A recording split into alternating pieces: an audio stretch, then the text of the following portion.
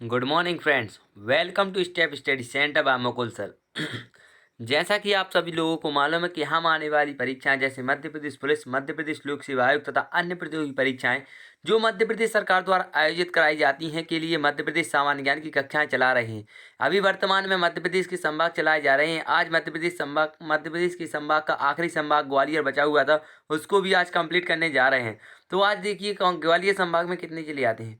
ग्वालियर संभाग में 5 जिले आते हैं। कौन कौन सा? ग्वालियर, शिवपुरी, गुना, अशोकनगर और दतिया।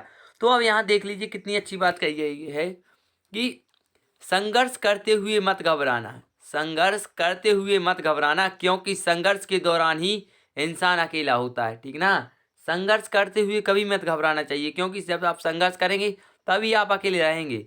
सफलता के बाद तो सारी दुनिया आपके साथ हो जाती है। जैसा कि आप लोगों ने देखा होगा कि कोई व्यक्ति जब कलेक्टर नहीं होता है या फिर एक साधारण व्यक्ति होता है तो उसके पास कोई नहीं होता है, कोई व्यक्ति उसको जयराम जी तक नहीं करता है। लेकिन जब वो कलेक्टर या फिर कोई कांस्टेबल भी बन जाता है ना, तो उसको सब लोग जयराम जी कहते हैं, कुर्सी देते हैं, चाय बनाते हैं, सब वगैरह वगैरह।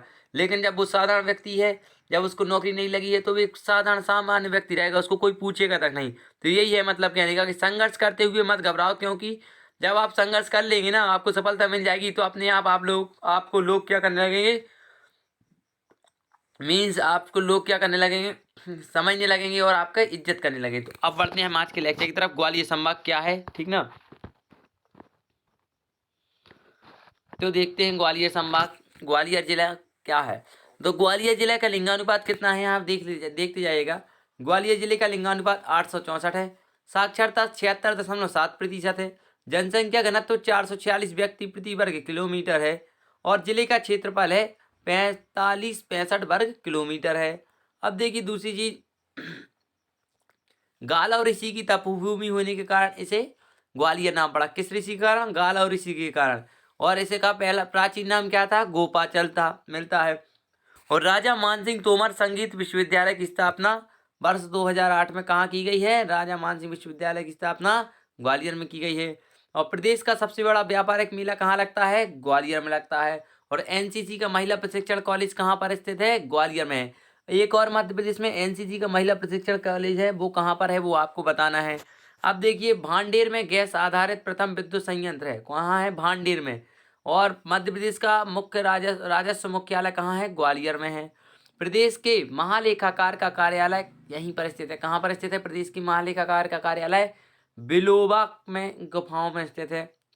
अब सीआरपीएफ का ट्रेनिंग सेंटर कहाँ पर स्थित है? ग्वालियर में। सीआरपीएफ का ट्रेनिंग सेंटर कहाँ है? तो ग्वालियर में है। और घाटी गांव अभ्यारण्य कहाँ पर स्थित है, जिसे सोन चिरैया का संरक्षण किया जाता है? वो भी ग्वालियर में स्थित है। क्वेश्चन आता है घाटी गांव अभ्यारण्य कहाँ है? तो ग्वालियर में स्थित है। इसमें कौन सी चीज का संरक्षण किया जा रहा है? तो सोन चिरैया काय का, सोन चिरैया का संरक्षण किया जा रहा है। ग्वालियर में सूचना तकनीकी विश्वविद्यालय की स्थापना की गई है। काय की स्थापना की गई है? सूचना तकनीकी विश्वविद्यालय की स्थापना की गई है। देश का प्रथम एडवोकेट ट्रेनिंग सेंटर 31 अक्टूबर 2009 को ग्वालियर में बनाया गया। देश का प्रथम एडवोकेट ट्रेनिंग सेंटर कहाँ पर स्थित है? ग्वालियर में। कब बनाया गया? 31 अक्टूबर 2009 को। अब देखिए मानसिक चिकित्सालय कहाँ पर स्थित है? ग्वालियर में। मानसिक चिकित्सालय कहाँ है? ग्वालियर में है, इसको ध्यान रखना है। अब बढ़ते हैं हम आगे। प्रदेश का खंडपीठ न्यायालय कहाँ पर स्थित है? प्रदेश का खंडपीठ न्यायालय ग्वालियर में स्थित है। कहाँ पर स्थित है? ग्वालियर में। और दूसरा कहाँ है? इंदौर में। ये भी आपको मालूम होना चाहिए। अब बढ़ते हैं हम आगे की तरफ। प्रदेश का मानसिक चिकित्सालय मालूम है ग्वालियर में है, ठीक ना? अभी और एक वर्तमान में जो ग्वालियर का है वो कहाँ पहुँच गया है? आगरा पहुँच गया है, ठीक। तो जीवाजी विश्वविद्यालय, विजय राजे सिंधिया कृषि विश्वविद्यालय, राजा मानसिंह तोमर संगीत एवं कला विश्वविद्यालय, महारानी लक्ष्मीबाई शिक्षा महाविद्यालय कहाँ पर स्थित हैं? ग्वालियर में स्थित हैं। और मध्य प्रदेश में दूसरा जिला है जहाँ सबसे ज़्यादा विश्वविद्यालय है, कौन सा? ग्वालियर। पहला कौन सा वो आपको ढूंढना है, फिर आपको क्या होगा, फिर मैं आपको बता दूंगा बाद में। अगर नहीं बता पाओगे कमेंट बॉक्स में बताना है। उस्ताद हाफिज अली की स्मृति में सरोधर की स्थापना की गई है। काय की स्थापना की गई है? सरोधर, ठीक ना? अब इसके बाद देखना है आपको, सरोधर की स्थापना की गई है। महारानी लक्ष्मीबाई जी की समाधि एवं उनकी सहयोगी झलकारी बाई की समाधि कहाँ पर स्थित है? कहाँ है? तो ग्वालियर में स्थित है।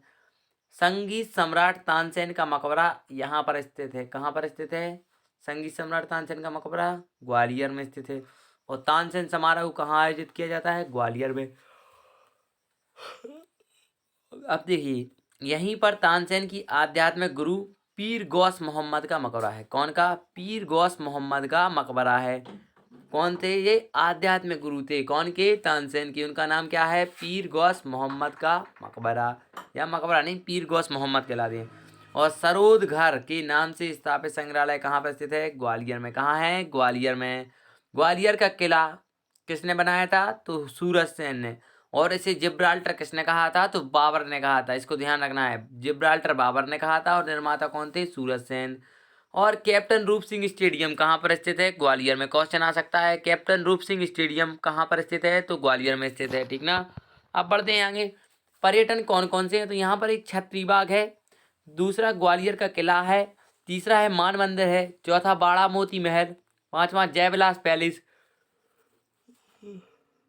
छठवां है मोहम्मद का मकबरा, सातवां है लक्ष्मीबाई की समाधि, आठवां है गुजरी महल तानसेन का, और नौवां है तानसेन का मकबरा गोपालचल, और दिगंबर जैन मूर्तियां तेली का मंदिर यहाँ पर देखने योग्य हैं। ठीक ना। तो अब बढ़ते हैं हम आगे की जिले की तरफ, जिसका नाम है शिवपुरी। शिवपुरी का लिंगानुपात कितना है? तो शिवपुरी का लिंगानुपात है 877, और इसका साक्षरता कितना है? 62.5%। जनसंख्या घनत्व कितना है? 171 व्यक्ति प्रति वर्ग किलोमीटर। और जिले का क्षेत्रफल कितना है? 10,278 वर्ग किलोमीटर। अब देखिए आगे बढ़ते हैं। तात्या टोपी की समाधि कहाँ पर स्थित है? ग्वालियर नहीं, शिवपुरी में है।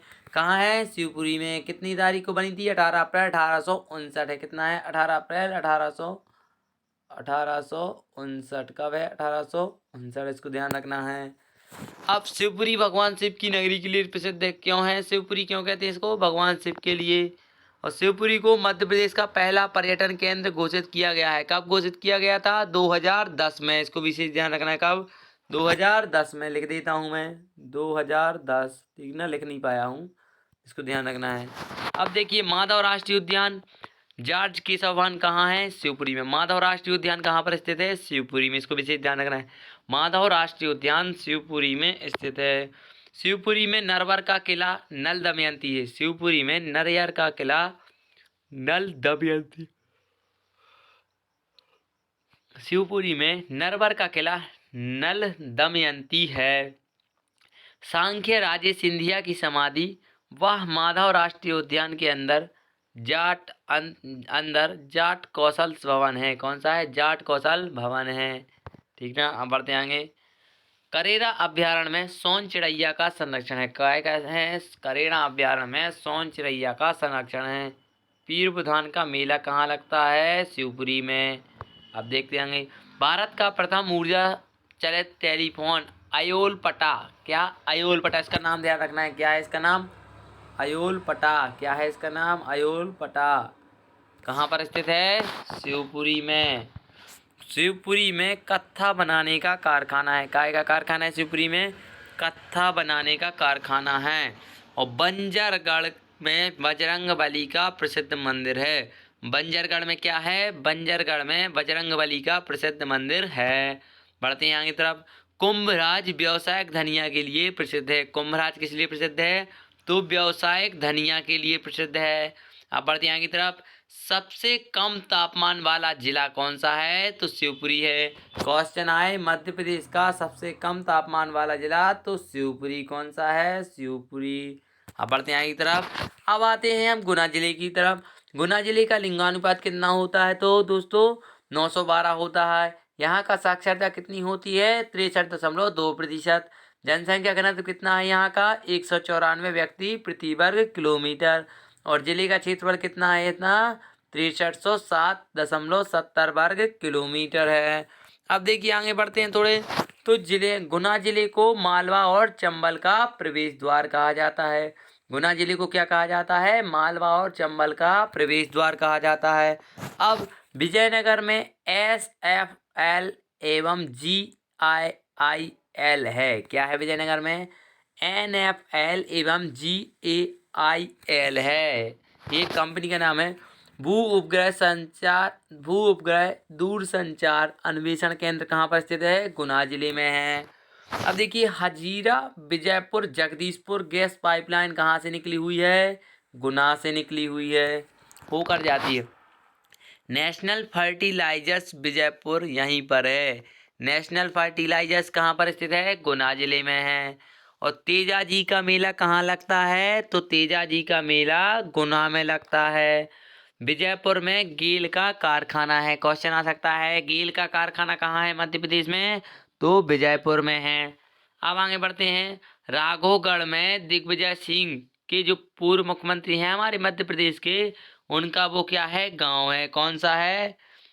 राघोगढ़। क्या है? राघोगढ़ दिग्विजय सिंह का गांव है।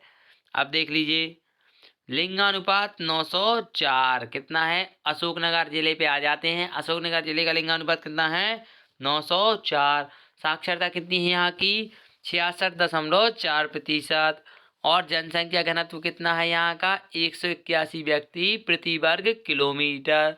और जिले का क्षेत्रफल कितना है यहाँ का? 4673.94 वर्ग किलोमीटर। अब बढ़ते हैं हम आगे की तरफ। तो चंदेरी में बैजू बावरा की समाधि है। क्या है चंदेरी में? मुंगावली में खुली जेल है। मैं बोल रहा हूँ इसको एक बार आप लोग अपने, मैं रुकता हूँ जितनी समय के लिए उतनी देर आपको एक बार रिवीजन करना है। मुंगावली में खुली जेल है। 15 अगस्त 2003 को गुना को जिला बनाया गया। अशोकनगर को गुना से अलग करके जिला बनाया गया। अशोकनगर, ईसागढ़, चंदेरी और मुंगावली तहसील कौन से जिले में है? अशोकनगर में है। आनंदपुर आश्रम सिख समुदाय कहाँ पर स्थित है? अशोकनगर में है। चंदेरी का किला क्या है? देखने योग्य है, सबसे बड़ी बात। फिर उसके बाद आते हैं चंदेरी की साड़ियाँ प्रसिद्ध हैं। क्वेश्चन ऐसा आ सकता है कि चंदेरी किस लिए प्रसिद्ध है? तो चंदेरी किस लिए प्रसिद्ध है? साड़ियों के लिए प्रसिद्ध है। जौहर कुंड, हवा महल, नौखंडा महल, खूनी दरवाजा कहाँ पर स्थित है? अशोकनगर में। क्वेश्चन आपको ऐसा आएगा खूनी दरवाजा कहाँ है? तो खूनी दरवाजा अशोकनगर में है। ठीक ना। अब आते हैं आगे की तरफ। यह कृति धर नरेश कीर्तिपाल ने 11वीं सदी में बनवाया था। कब बनवाया था? 11वीं सदी में बनवाया था। महारा देखो आप देख सॉरी महाभारत काल में शिशुपल्ला यहाँ के राजा थे। कौन थे? शिशुपल्ला यहाँ के राजा थे। कौन थे? शिशुपल्ला। आगे बढ़ते हैं। मूल बांध और पहुंच बांध, मूल बांध और पहुंच बांध पार्वती नदी पर हैं। कौन कौन सी नदी पर हैं? मूल बांध और पहुंच बांध पार्वती नदी पर हैं। अब बढ़ते हैं आगे जिले की तरफ। ये ग्वालियर का किला ग्वालियर में नहीं लगा पाए, यहाँ लग गया गलती से। देखते हैं तो आगे चला दतिया पे आते हैं। तो दतिया जिले का लिंगानुपात कितना है? दतिया जिले का लिंगानुपात है 873। और इसकी साक्षरता कितनी है? 72.6%। और जनसंख्या घनत्व कितना है? 271 व्यक्ति प्रति वर्ग किलोमीटर। और जिले का क्षेत्रफल कितना है इसका? 2691 वर्ग किलोमीटर। बढ़ते हैं आगे की तरफ। प्रदेश का सर्वाधिक सिंचित जिला। क्वेश्चन आ सकता है मध्य प्रदेश का सर्वाधिक सिंचित जिला कौन सा है? तो दतिया है। गुर्जरा से अधिक के अभिलेख प्राप्त हुए हैं जहां अशोक का नाम अशोक मिलता है। बड़वानी गुप्तकालीन मंदिर के लिए प्रसिद्ध है। क्वेश्चन आ सकता है बड़वानी किस काल के मंदिरों के लिए प्रसिद्ध है? तो गुप्त काल के मंदिरों के लिए। यहाँ प्रसिद्ध तांत्रिक पीठ पीताम्बरा पीठ है। यहाँ प्रसिद्ध तांत्रिक पीठ पीताम्बरा पीठ है। इसका नाम दिलीप नगर था। क्या था पहले? दतिया का नाम दिलीप नगर था। भांडेर में प्रदेश का पहला गैस आधारित विद्युत ग्रह है। भांडेर में क्या है? भांडेर में गैस आधारित, भांडेर में प्रदेश का पहला गैस आधारित विद्युत ग्रह है।